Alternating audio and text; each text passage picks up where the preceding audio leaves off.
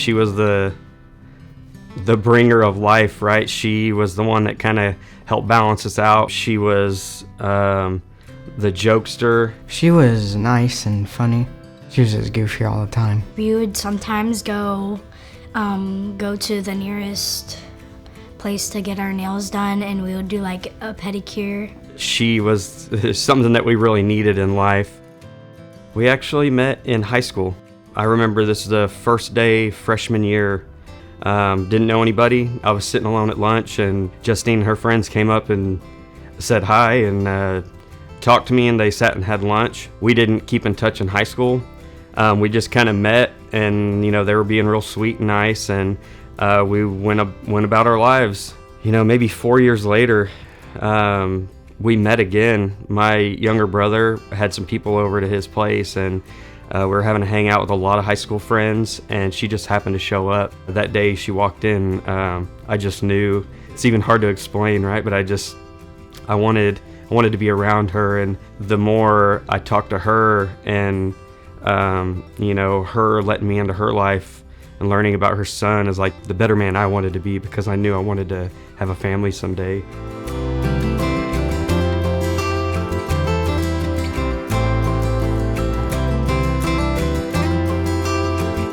We had dinner every night together.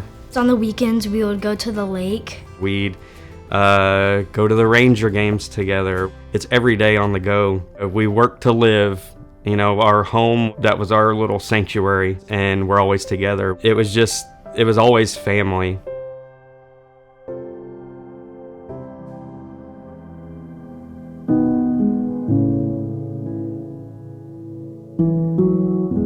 School started back up, and of course, everybody's passing COVID around.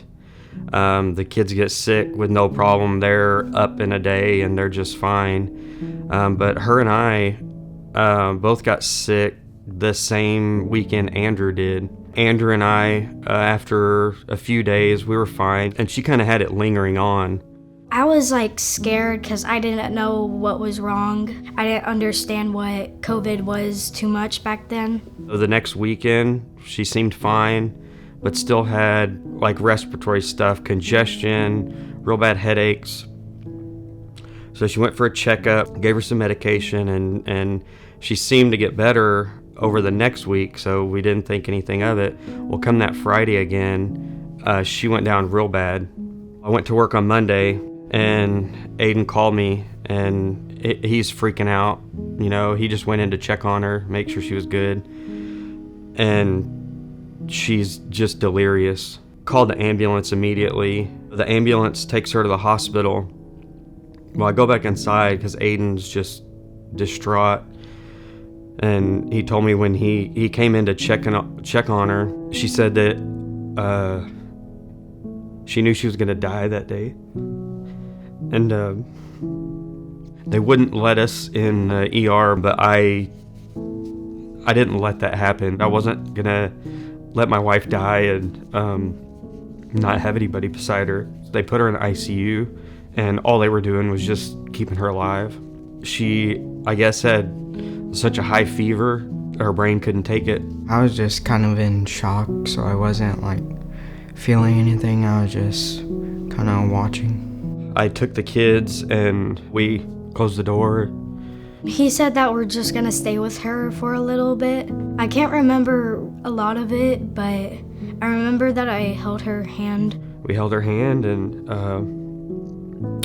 I let them take her off all the machines, and we let her go. My dad let us have 2 weeks off of school so we could have a break. I was a bit nervous because I didn't know what other people would think. When I came back, everybody was just asking about it.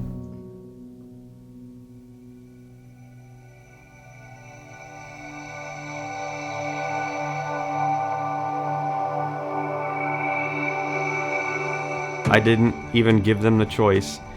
I told them what it was and what these people are willing to do for us, so I just brought us.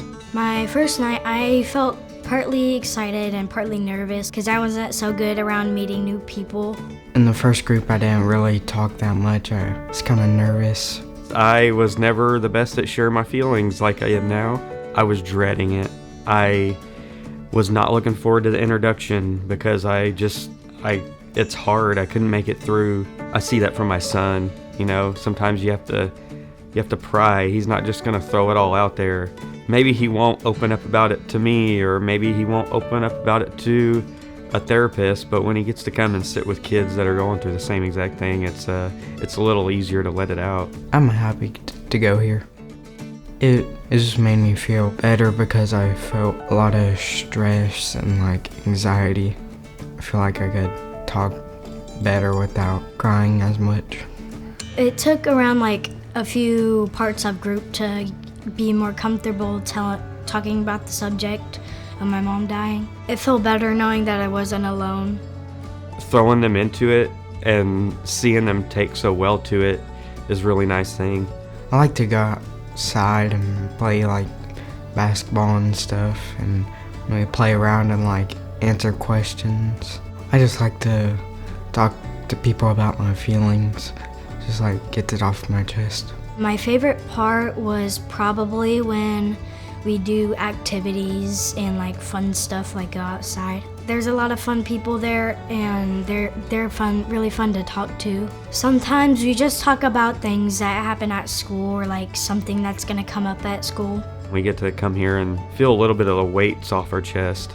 The car ride home is, sometimes we're all talking, but sometimes it's just silence, or we're listening to one of their mom's favorite songs on the way, and it's just it's a really nice thing.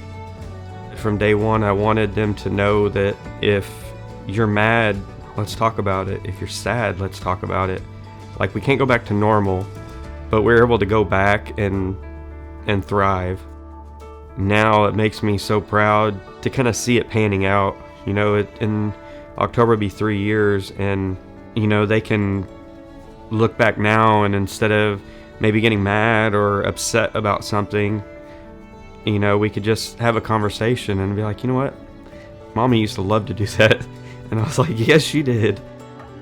It pulls at my heart a little harder to see them kind of growing up and maturing from it.